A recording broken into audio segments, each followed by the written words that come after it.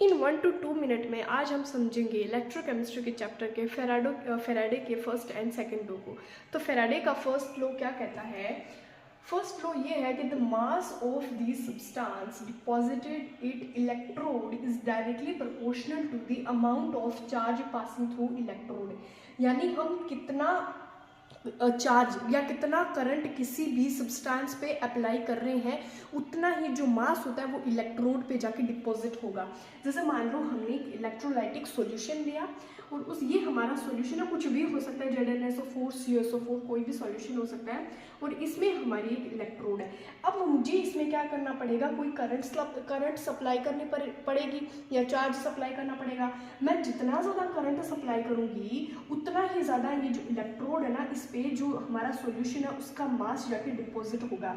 तो mass is directly proportional to charge. Charge का formula होता है करंट इनटू टाइम, जो फिजिक्स से पढ़ा हुआ है।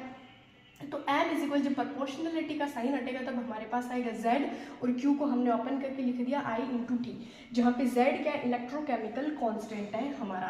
समझ आया कि जितना ज़्यादा हम चार्ज या करंट अप्लाई करेंगे is directly proportional to the amount of charge passing through electrode, उतना ही ज़्यादा मास डिपॉजिट होगा इलेक्ट्रोड पे।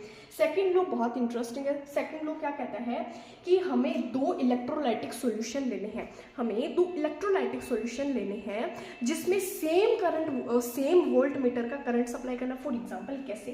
जैसे मान लो हमने ये दो इलेक्ट्रोलाइटिक सॉल्यूशन लिए, ठीक है, कुछ सॉल्यूशन ZnSO4 CuSO4 के ले लिए, और इसमें इलेक्ट्रोलाइटिक सॉल्यूशन हमने दो लिए, लेकिन इसमें जो करंट सप्लाई करेंगे ना वो एक ही होगा।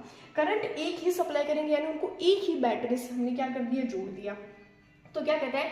If same current is passed for same time through different voltmeter, mass deposit, कितना मास डिपॉजिट होगा वो देखो, mass deposit on electrodes is directly proportional to the chemical equivalent mass. इसका क्या मतलब हुआ?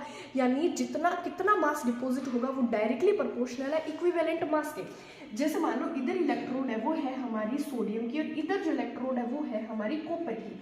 तो अब जो सोडियम है उसका कितना, सोडियम इलेक्ट्रोड पे कितना मास डिपॉजिट होगा, उसको हम कैसे निकालेंगे कि mass is directly proportional to equivalent mass. अभी इक्विवेलेंट मास कैसे निकाला जाता है? इक्विवेलेंट मास निकाला जाता है कि कैसे निकालेंगे? एटॉमिक मास अपॉन में वैलेंस इलेक्ट्रॉन। जैसे अब अगर हम बात करें सोडियम का इक्विवेलेंट मास निकालना, तो मैं कैसे निकालूंगी? एटॉमिक मास होता है सोडियम का 23 एंड वैलेंस इलेक्ट्रॉन होता है 1, तो सोडियम का इक्विवेलेंट मास कितना आ गया? 23। तो mass is directly proportional to equivalent, जितना मास होगा उसके डायरेक्टली इक्विवेलेंट मास के डायरेक्टली प्रोपोर्शनल मास डिपॉजिट होगा। ये है फेराडे का second law. So thank you so much.